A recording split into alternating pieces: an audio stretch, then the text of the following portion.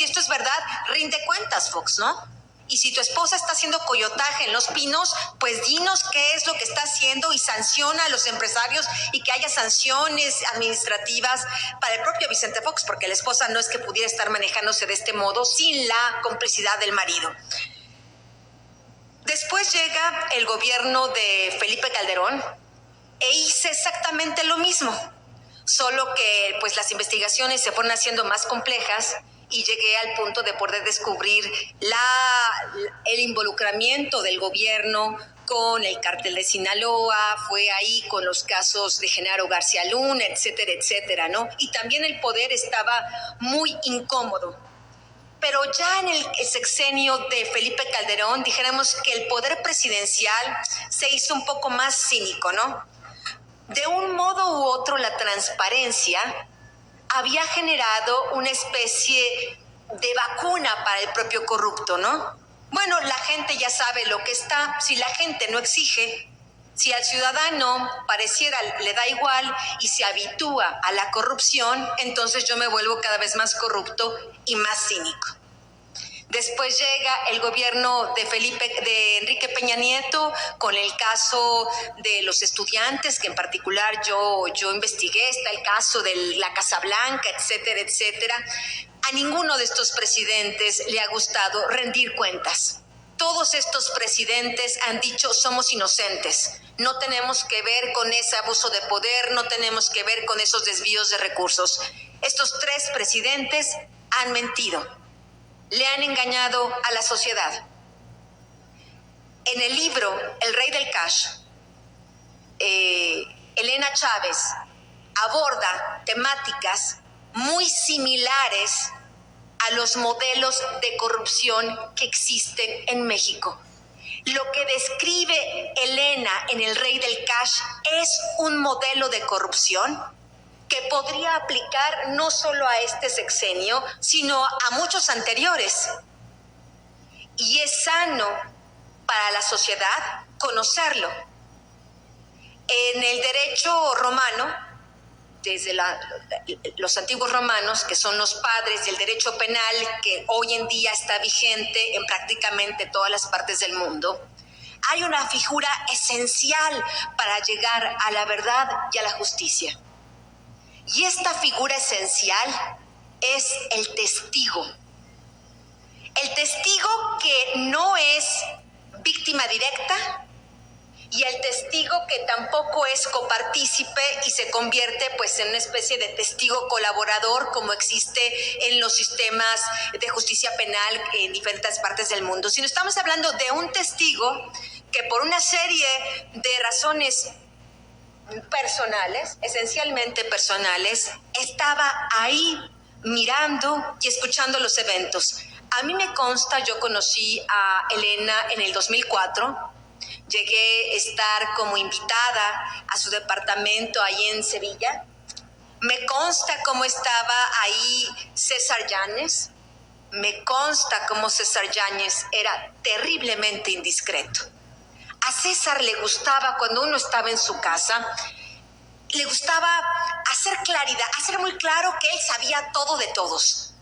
Incluso, y no lo diré aquí, pero había muchos, por ejemplo, anécdotas que a mí me tocó escuchar directamente de César Chávez en tu casa, de César Yáñez en tu casa, de, por ejemplo, algunos asuntos privados, íntimos, entre la entonces empleada del gobierno del Distrito Federal, Beatriz Gutiérrez Müller, y el jefe de gobierno, Andrés Manuel López Obrador. Y César lo contaba con tal detalle, con tal indiscreción, que a mí la verdad me llegaba a sorprender un poco esto, pero era evidente que César quería dejar claro que él conocía los secretos desde adentro. Y para todo el mundo es muy claro y evidente que él evidentemente, probadamente, era uno de los hombres y sigue siendo uno de los hombres más cercanos al presidente de la República. El testimonio que da Elena no solo está basado en lo que ella vio y escuchó directamente, sino por supuesto está basado en el testimonio de otro ingrediente fundamental en esta historia, que es César Yáñez.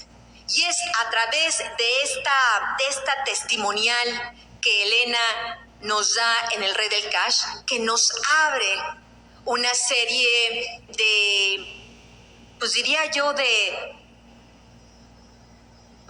cajas de Pandora, de lo que está realmente detrás de este llamado gobierno de la Cuarta Transformación, de lo que está detrás de la llegada de Andrés Manuel López Obrador al poder.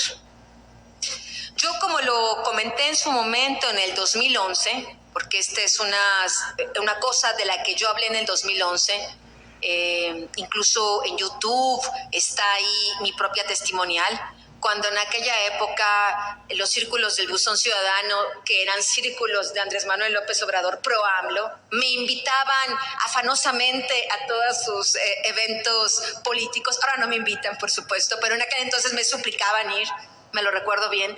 Y en uno de esos eventos, una persona me preguntaba ahí entre el público, oiga, pero ¿y Andrés Manuel López Obrador es corrupto? Y yo lo dije pues porque no podía decir otra cosa. Yo como periodista estoy obligada a decir lo que conozco y lo que me consta y lo que he ido acumulando de información. Y yo en ese momento, estamos hablando 2011, dije, pues mire, hay una serie de rumores, hay una serie de señalamientos, de supuestas propiedades que este hombre López Obrador tenía lujosas en la Ciudad de México. Y yo lo que dije es, yo durante algunas semanas me puse a investigar y no encontré nada que específicamente pudiera probar en ese momento de la historia, que estamos hablando de esa fotografía específica del 2011-2012, que el señor tuviera alguna propiedad. Cuando veo el libro del Rey del Cash, me queda claro por qué. Porque todo era en cash. Porque este movimiento de cash, a diferencia, por ejemplo, de personajes como Vicente Fox o como Enrique Peña Nieto, que evidentemente acumularon fortunas para su disfrute personal, al menos hasta este momento, y repito, hasta este momento de la historia, porque el periodismo se trata de pequeñas fotografías instantáneas del momento en el que se está hablando. Por supuesto, puede haber otra información que hasta este momento no conocemos y que después tal vez podemos conocer, pero hasta este momento lo que deja al menos claro el libro del Rey del Cash es que, a diferencia de otros presidentes de la República, pareciera que a Andrés Manuel López Obrador lo que más le ha interesado, su verdadera pasión, su verdadero vicio, su verdadera debilidad, es el poder, llegar al poder y perpetuarse en él, a través de cualquier tipo de medidas, como algunas de las cuales retrata Elena fielmente en El Rey del Cash. Estamos hablando cuando uno lee El Rey del Cash, estamos hablando de un pragmatismo absoluto, donde el fin justifica los medios. Esas maletas de dinero público que llegaban a estas oficinas en la calle de Tabasco, San Luis Potosí, pues nos habla justamente de este desvío de recursos públicos para alimentar la carrera política de un hombre que pues nos había prometido llegar al poder con otras intenciones, pero que bueno, ya cada uno de nosotros tendrá su propia idea y su propia pensamiento de qué es lo que este hombre realmente ha hecho y nos ha dado como país en estos 4 años de gobierno. Pero es evidente que es un hombre cuyo gobierno, como muchos de los gobiernos anteriores, ha nacido contaminado, ha nacido pervertido. Cuando un gobierno, cuando un sujeto, cuando un ser humano recurre a este tipo de actos de corrupción, no son únicos. A mí me parece que por eso El Rey del Cash es esta caja de Pandora que nos abre una parte, pero hay otras cajas internas donde hay que seguir abriendo. Cuando uno mira alrededor y ve la circunstancia en la que está México, Cuando uno mira este equipo de gobierno que tiene, estos secretarios de gobierno, y uno dice, bueno, pero ¿cuál es el criterio para elegir a estas personas? Porque uno no dirá que son las mejores personas de México, ni dirá uno que son las personas más preparadas. Uno se preguntará, ¿cuál es el criterio? Cuando uno se asoma a las páginas del Rey del Cash, ahí encuentra uno una serie de respuestas que le ponen a uno la carne de gallina. Si es la sumisión y si es el dinero a través del cual estos personajes que hoy nos están gobernando han comprado las posiciones en el gobierno, es una situación donde evidentemente no es la meritocracia, donde no es la mejor persona la que está en el poder, sino es el séquito de coludidos en esta manera en que llegaron al poder quienes acompañan a Andrés Manuel López Obrador. Y por eso, si uno ve secretaría por secretaría, sobre todo las más sensibles, pues ve uno que no hay resultados visibles para nosotros. Pero a mí me queda claro que si estos secretarios de Estado se mantienen en el poder, es que sí hay resultados invisibles y que seguramente están ayudando al partido en el poder a seguirse multiplicando en diferentes estados de la República. Otro dato que me parece muy importante del Rey del Cash y que también debe generarnos muchísima preocupación es la compra de candidaturas.